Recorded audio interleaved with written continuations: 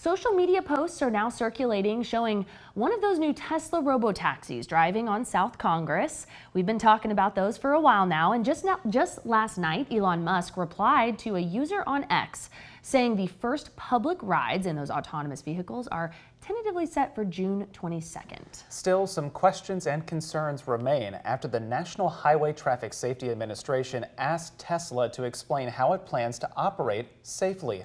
The government would like to know about crash reporting, complying with traffic safety laws, and automated responses to emergencies. KXAN has repeatedly reached out to Tesla about its robotaxi plans.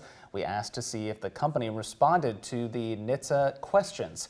We'll update this story if we get a response. But as autonomous vehicle technology expands here in Austin, we wanted to bring in one of the top experts really in the country for some insight. And thankfully for us, she works right here in our backyard. Dr. Cara Cochelman, thank you so much for being here. She's with the University of Texas at Austin in the Department of Civil, Architectural, and Environmental Engineering. You do a lot, but this is really your bread and butter.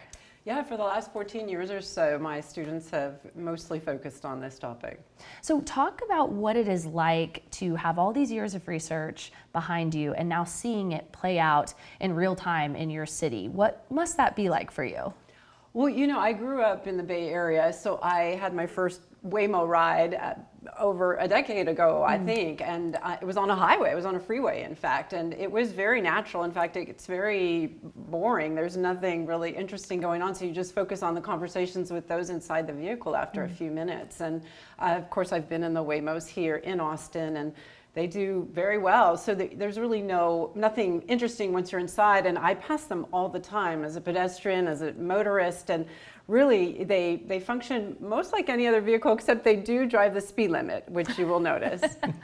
Yeah, they are also in my neighborhood. I see them quite frequently. So I think a lot of people might wonder, why is Austin such a training or even a proving ground for these types of vehicles?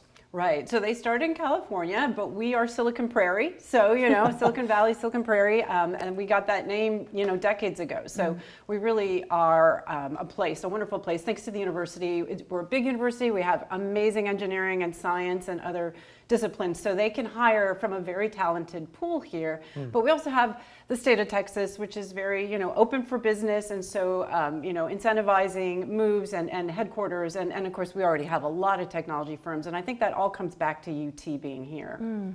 And so I do want to talk about, like you said, for folks who've ridden in one, they may hop out and say, well, wasn't as exciting as I thought.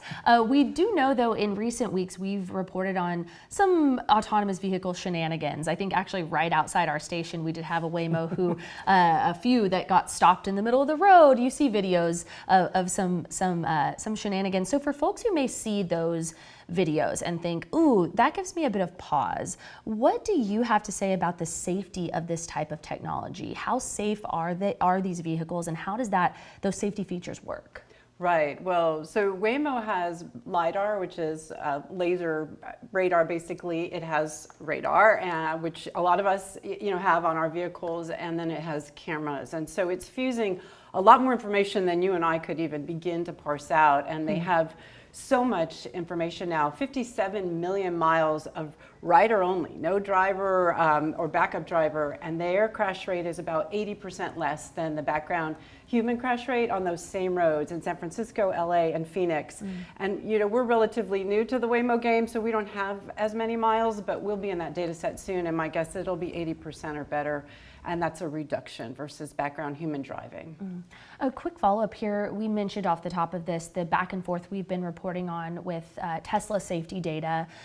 We want to note for our audience, you know, several states, not Texas, but several states have established autonomous vehicle oversight that cities in Texas cannot necessarily regulate AVs like this. Talk about how that makes kind of a unique environment, and do you think there is enough regulation when it comes to safety for this technology?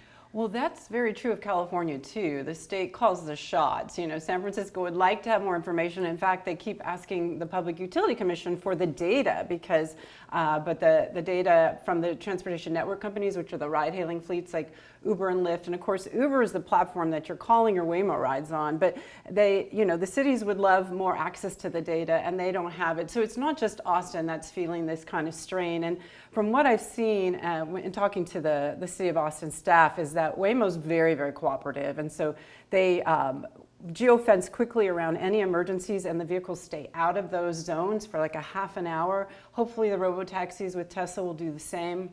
And they know how to respond to hand signals so that the police and the emergency personnel are trained to make sure.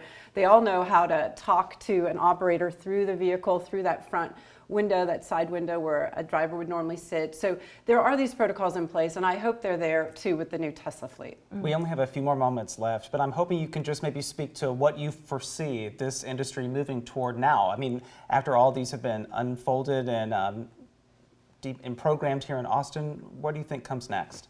Right. Well, Tesla can produce a lot of vehicles, whereas Waymo can't. So Waymo is relying on other vendors like Jaguar and now Zeekr, which is out of China. All electric, thank goodness, and nicely sized, not too big, not the monster trucks that we sometimes see here. And so I see the Gigafactory producing, thousands of vehicles a day, all with FSD, and whichever share of that they want to pull off for robotaxi utilization, they can. So they could spread a lot faster, but they're going to need to stay under, I think, 50% below the background human crash rate to really have, Americans sufficiently, confident that this is a smart thing to do. But Waymo has already passed that bar. I don't foresee any problems for that.